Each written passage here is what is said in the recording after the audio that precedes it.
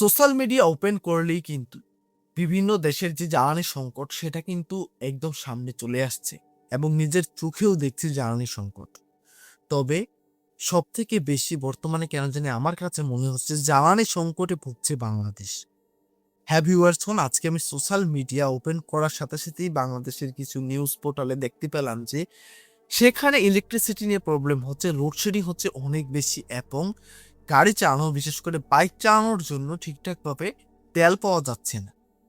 হ্যাঁ, এবং অনেক অসৎ ব্যবসায়ী রয়েছে যারা এই তেলকে নিয়ে অনেক কিছু করছে। তো যাই হোক, মূল কথা হচ্ছে জ্বালানি সংকটে ভুগছে বাংলাদেশ। কেন ভুগছে বাংলাদেশ জ্বালানি সংকটে? বর্তমানে তো হরমুজ প্রণালী প্রায় খুলে দেওয়া হয়েছে, সব দেশই মোটামুটি তেল পাচ্ছে, বাংলাদেশ কেন পাচ্ছে না তেল? হ্যাঁ ভিউয়ার্স, আজকে বিস্তারিত সেটাই জানবো। ভিউয়ার্স, আজকে আমি 18 নিউজ ইউটিউব চ্যানেল নিবেদিত খুবই গুরুত্বপূর্ণ একটা নিউজের উপর রিয়েকশন দিতে যাচ্ছি। নিউজটার শিরোনামটা আমি আপনাদেরকে পরে শোনাতে চাই। নিউজটার শিরোনামটা হচ্ছে, হরমুজ প্রণালী খুললেও বাংলার জয়যাত্রাকে পার হওয়ার অনুমতি দিল না ইরান। ও মাই গড! মানে হরমুজ প্রণালী দিয়ে অনেক দেশ চালা নিতে পারছে, কিন্তু বাংলাদেশ পারছে না। ও মাই গড, ও মাই গড! তো ভিউয়ার্স, এখানে মূল বিষয়টা কি ইন ডিটেলস আজকে জানবো।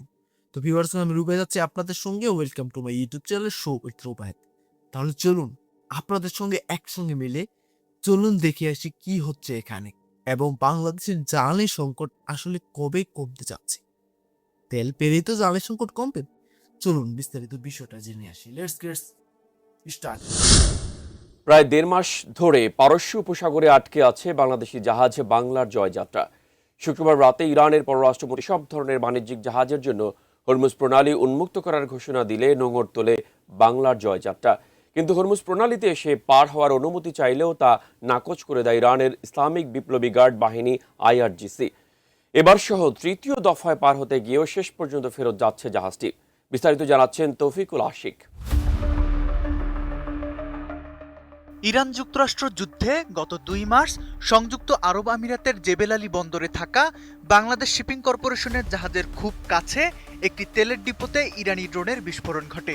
অল্পের জন্য রক্ষা পান বাংলার জয়যাত্রা জাহাজের ৩১ জন বাংলাদেশি নাবিক। এরপর থেকে নাবিকরা উদ্বিগ্ন সময় পার করছেন। পরিস্থিতি শান্ত হলে পরপর ২ বার হরমুজ প্রণালী পার হওয়ার চেষ্টা করেও ব্যর্থ হয় জাহাজটি। জাহাজ চলাচল পর্যবেক্ষণকারী সংস্থা মেরিন ট্রাফিকের তথ্যমতে ইরান হরমুজ প্রণালী উন্মুক্ত করার ঘোষণা দেওয়ার পর শতাধিক জাহাজ একসাথে হরমুজ প্রণালীর দিকে এগোতে শুরু করে। এর মধ্যে ছিল বাংলাদেশের পতাকাবাহী জাহাজ MV বাংলার জয়যাত্রা। ৩৭,০০০ টন সার নিয়ে দক্ষিণ আফ্রিকার কেপটাউনের দিকে যাত্রা শুরু করেছিল জাহাজটি। নতুন বাংলাদেশ গড়তে এলো জুলফিকার স্টিল। জুলফিকার স্টিল। বাংলার জয়যাত্রা আনুমানিক রাত ৩টায় হরমুজ প্রণালী অতিক্রম করার কথা থাকলেও রাত ১:৩০ হুট করেই ইরানের বাহিনীর পক্ষ থেকে বন্দরে ফিরে যাওয়ার নির্দেশ আসে।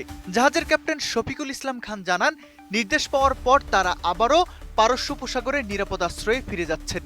এটি ছিল বাংলার জয়যাত্রার জন্য তৃতীয় দফার ব্যর্থ চেষ্টা। এর আগে গত ১১ মার্চ এবং যুদ্ধবিরতি শুরুর পর আরও একবার চেষ্টা করে অনুমতি মেলেনি। আমরা বাংলার জয়যাত্রা জাহাজের সিফেয়ারার্সরা ভিউয়ার্স, এখানে একটা বিষয় আপনাদেরকে জানাতে চাই। দেখুন, বাংলাদেশের জাহাজ মানে সার নিয়ে যাচ্ছিল, তেলও না, জ্বালানি তেল কিন্তু না, সার নিয়ে যাচ্ছে অন্য আরেকটা দেশ।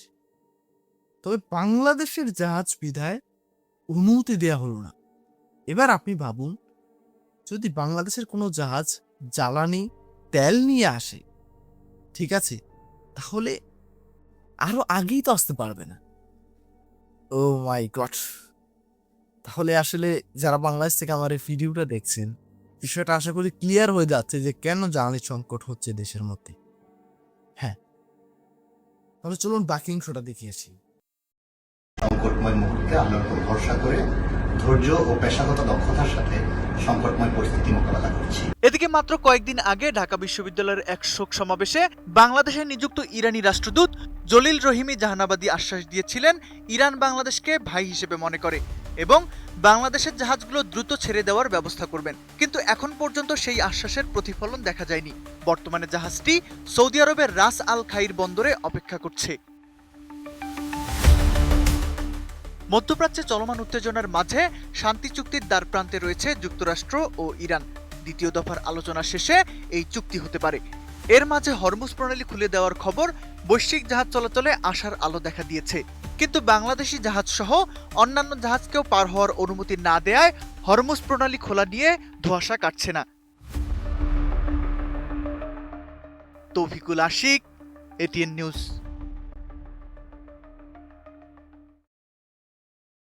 তো ভিউয়ার্স, আপনারা তো সম্পূর্ণ নিউজটা দেখতেই পেলেন। আশা করি আপনারা বিস্তারিত সবকিছুই ইন ডিটেলসে বুঝতে পেরেছেন।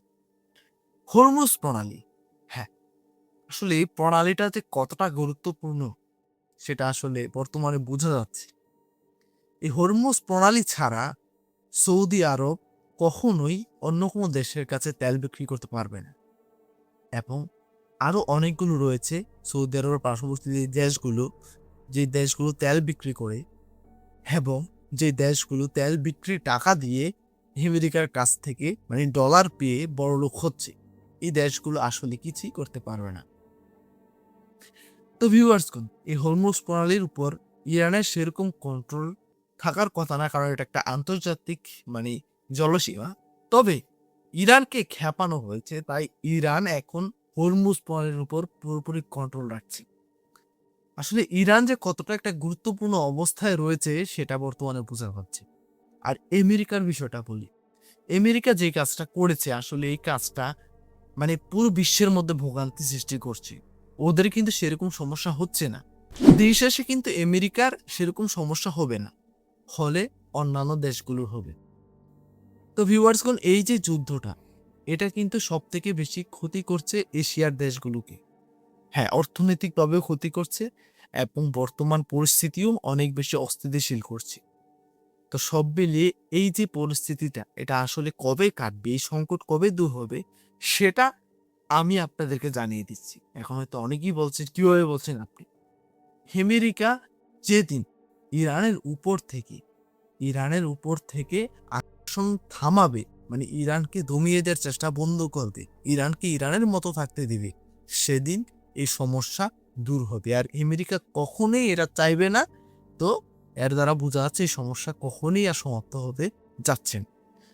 যত দিন যাবে জ্বালানির সংকট আরো বেশি হবে এবং পরিস্থিতি আরো বেশি খারাপ হতে যাচ্ছে। ভারত, বাংলাদেশ, মিয়ানমার মানে এই দেশগুলোর পার্শ্ববর্তী আরো সব দেশেরই কিন্তু সমস্যা হবে। বাঁচার উপায় আমি সেরকম ভাবে দেখছি না। তো ভিউয়ার্স, কোন এই ছিল বিস্তারিত। আপনাদের ব্যক্তিগত মতামতকে অবশ্যই কমেন্ট করে জানাতে ভুলবেন না। তো ভিউয়ার্স, কোন বিদায় নিচ্ছে এখানে, দেখা হবে পরবর্তী কোনো একটা ভিডিওতে। ততক্ষণ পর্যন্ত সকলে ভালো থাকবেন, সুস্থ থাকবেন। Tata, bye bye.